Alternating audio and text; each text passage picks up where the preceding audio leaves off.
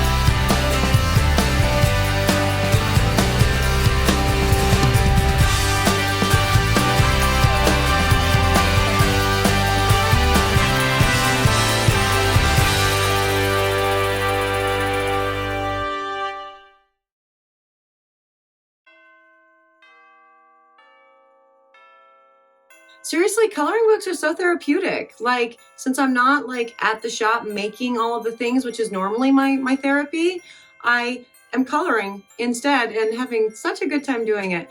And yeah, that's been awesome today. So hi, how's it going, Sudzers? Welcome back to the channel. You are at Soap and Clay, where we make all the soapy things, and you are here for day 268 of 365 days of soap.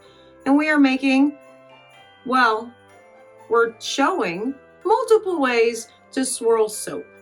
I was very confused there for a minute. Like, are we making? Yeah, no, we're making, but where I'm going to actually show you a bunch of different ways that you can swirl soap, because we've done a lot of soap swirls, which are cool, and we've talked about soap swirls within all of those videos, but I thought it'd be cool to actually do one big video with multiple ways of swirling soaps and the type of like batter consistency that you need for each of the swirls and all of the jazz. So that's what we are doing today. So let's go check out the video and we can talk more about it there.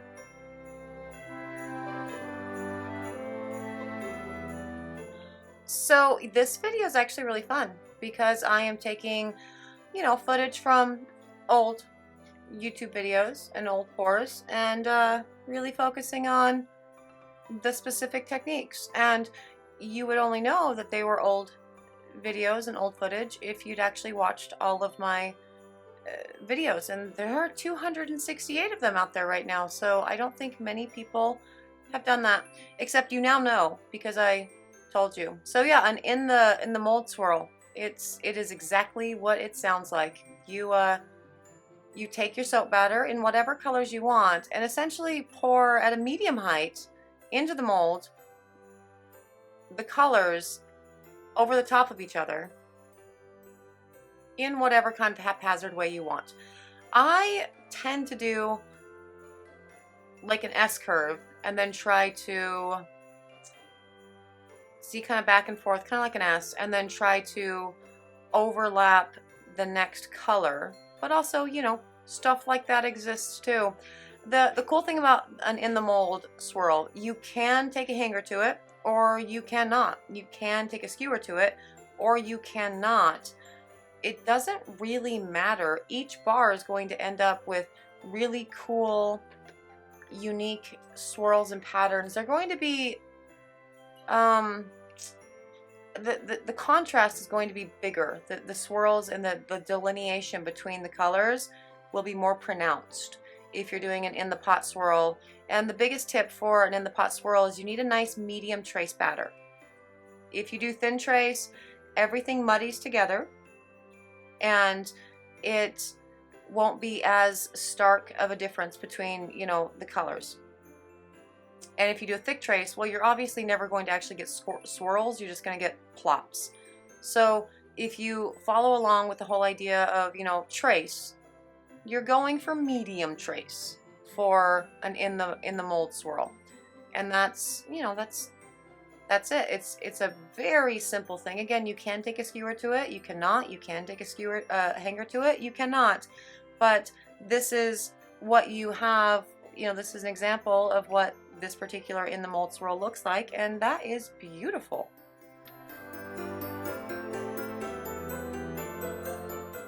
Now, another way to swirl soaps is in the pot. So essentially, you mix up however many colors you want to mix within a soap batter. And again, staying at an almost medium trace is the best. A medium trace actually can produce a little bit too thick and clumpy of swirls. It doesn't have the same effect for in the pot swirls. So sticking at a thin trace but close to medium trace. So reasonably thin batter, but not so much that it's like still in an emulsion, right? And then once you have all that mixed up, you are literally going to just pour it in the pot swirl, right? And you're going to pour it high to let gravity do its thing and make sure that the color gets down to the very bottom of the container you're pouring back into. Now, the brambleberry technique, for all of you who, you know, learn all of your things from brambleberry, is kind of placing a dollop of soap around like a clock face, right? Or north, south, east, west, whatever. And then just giving it a couple quick swirls with the skewer to give the batter some movement, as the soap queen says. But I don't do that. I actually swirl the crap out of it, because why not? It's fun. And this is just an extra whatever, because this is just the top portion. So you need to focus on, see, I have a landscape bar going on here. This is the Fearless bar from the Taylor Swift line. And then you just pour it into the mold, and you can pour it into the mold any number of ways. You can just pick one point and just let everything sort of fan out from there. Or you can do what I'm doing and pour it up and down the length of the mold. And either way, super works. For an in the pot swirl, again, you can take a hanger to it. You can take a skewer to it. If you take a hanger to it, it's going to push those colors into each other more. I tend to not ever take a hanger to anything. It's very rare that I take a hanger to things, and just let them exist with their own cool, you know, swirls, however I put them into the mold. Now, one of my favorite ways to put it in the pot swirl into the mold is actually to pick a point and just pour from strictly there. So you can get a cool feather pattern if you pour from like the lower right hand corner. You can get a cool wave pattern if you pour from the middle of the bar and you don't move your Pyrex the entire time, and it sort of fans out from there and creates really cool, beautiful things. But this one I went all over, and that was the end result, and it's gorgeous.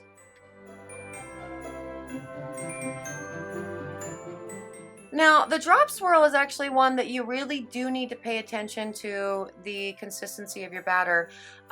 I mean, that's true of literally all soap making techniques as far as design goes. It's all about the trace. Again, if you use the word trace.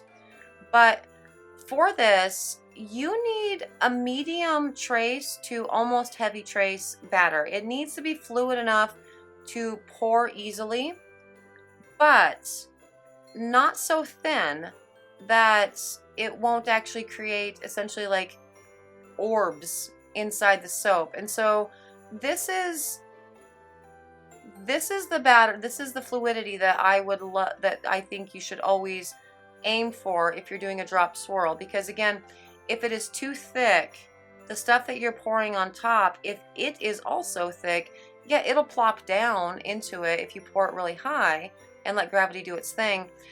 But it's not going to give you the intended effect that you're going for with a drop swirl. And there are some companies that like drop swirls are their whole entire thing. Like a Soap Jam is actually a wonderful example of that. Soap Jam makes like, I think, exclusively drop swirls, and they do a great job at it.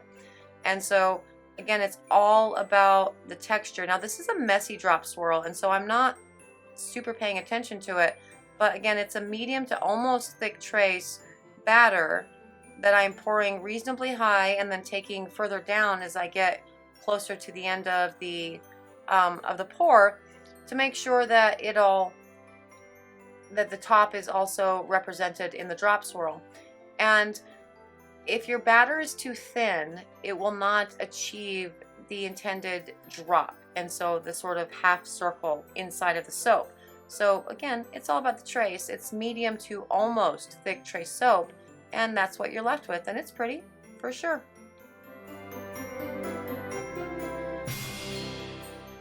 Now, as far as soap swirls go, thin lines is by far my favorite. Like, just across the board, my absolute favorite. And there are multiple ways that you can do this. This is one way that you can do a thin lines pour. Just one. Now this would be essentially a column or a full funnel pour that essentially you're just laying little concentric circles on top of each other, and the circles are pushing out the batter underneath while you are continuing to lay them into the mold. And then you take that and you pour it all, or into the container, and then you take that and you pour it all into the mold, and creates really beautiful, straight, thin lines of color. And the variations are gorgeous. Another way you can do this is sort of a modified in the pot swirl. You can actually take this into a main, like if we were to do these 3 colors within the white, we would use the white as the pot, and we would be laying the colors down, running from the length of the mold of the container from the spout, and so creating little thin lines with each color in the actual pot and then pouring them in. But again, this is another way to do a thin lines pour, and all ways are so beautiful. The variation and the color changes and everything, it's so gorgeous. Now with the thin lines pour, you really do have to pay attention with the way you cut the bars. So I do recommend actually going back and watching this video specifically, which is I think we called this one Twilight, and I'll link it up here so you know which one it is, to show you how to cut these bars to reveal the best pattern. But essentially what you do is you just vary with purpose, pour it into the mold, running the length but not too fast. You want to give the soap batter time to leave the container essentially in all of its color variations. And so if you're zipping across it too terribly fast, it's not really going to work out. And again, I'm doing a wood grains pour for this, so it's a little bit different as far as a technique. You don't have to do the little wiggle with the container to get the knots in it, but a thin lines pour is actually also great for knots. And you know, this is what it looks like overall, and it's absolutely stunning. I love thin lines. And there they are, lots of different ways to swirl soap. So yeah, they're cool. I love swirls. More than anything, I love swirls because you get soap Rorschach, which is amazing. You get a different, unique bar with every cut, also amazing. I'm not a big fan of just like uniformity across the board. So for me, swirls, that's my jam. And yeah, if it's your jam, I hope you had a good time on this. If it's not your jam, I hope you had a good time with the video anyway. And yeah, thanks for being here. If you are interested in seeing, you know, what else we come up with for the rest of 365 days of soap and all of the things, subscribe to the channel. That would be cool. For those of you who are subscribed to the channel, hey, thanks. You're cool. And I'm glad you're here. Like, so glad. Thank you. Again, so many thanks. So many thanks. It does it for me today. I am going to head out and, you know, go back to my coloring because it's been awesome. And I will see you guys all again tomorrow. Bye.